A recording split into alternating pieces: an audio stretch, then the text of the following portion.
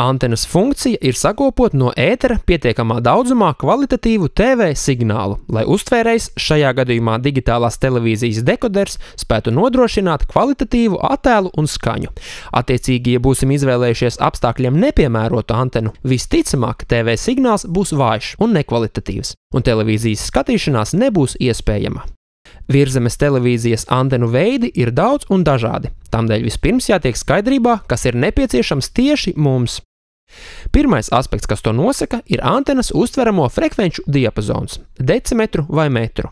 Lai skatītos virszemes digitālo televīziju, ir nepieciešama decimetru apraides antena, kuras uztveramo frekvenču diapazons ir no 470 līdz 862 MHz.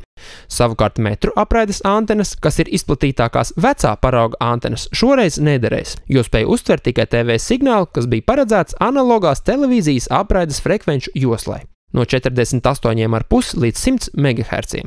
Tiesa, ne visas vecā parauga antenas ir nederīgas. Daļai no mums jau var būt 90. gados iegādātas decimetru antenas līdz ar pirmajiem analogās televīzijas kanāliem, ko pārraidīja decimetru apraidē. Bet šīs ir vecā decimetru apraides standarta antenas, kuru uztveramo frekvenču diapazons ir šaurāks – no 474 līdz 794 MHz. Ar šādu antenu daļa kanālu paliek ārpus uztveramības zonas. Nākamais veids, kā iedalīt antenas, ir pēc to novietojuma vietas – āra antena vai iekštelpu. Iekštelpu antenas ir salīdzinoši nelielas un kompaktas, lai būtu ērti novietojamas telpā.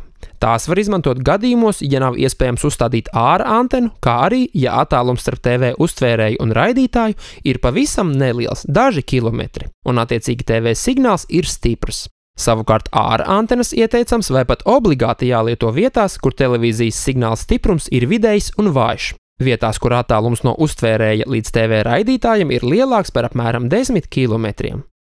Trešais antenas iedalījuma faktors nosaka, vai antena ir pasīva vai aktīva, respektīvi vai antenā ir iebūvēta ierīce, kas TV signālu pastiprina vai nē. Signālu pastiprinošās aktīvās antenas ir nepieciešams vietās, kur signāls ir vidējs vai vājš. Vairumā gadījumu tās ir iekštelpas pilsētu namos, reģioni ar kalnainu reljefu un no TV raidītāja attālinātas vietas. Savukārt pasīvās antenas ieteicams lietot, ja ir tieša redzamība ar televīzijas torni, vai tornis ir tikai pāris kilometru attālumā no uztvērēja un signāls ir stiprs. Jo pastiprinot jau tā stipru signālu, varam iegūt pretēju efektu. Bilde un skaņa var pazust, jo dekoders nespēja apstrādāt lielo datu plūsmu. Rezumējot apskatītos faktorus, loģika ir sekojoša. Jo lielāks attālums starp TV raidītāju un uztvērēju, jo vairāk apgrūtinājumu, ēkas, kalnains reljefs, meži, citi šķēršļi ir signāla ceļā, jo stiprāka antena ir nepieciešama. Šādos apstākļos ieteicamais variants būtu aktīvā āra antena. Savukārt nelielos attālumos var iztikt arī ar aktīvo vai pasīvo iekštelpu antenu, kā arī ar pasīvo āra antenu.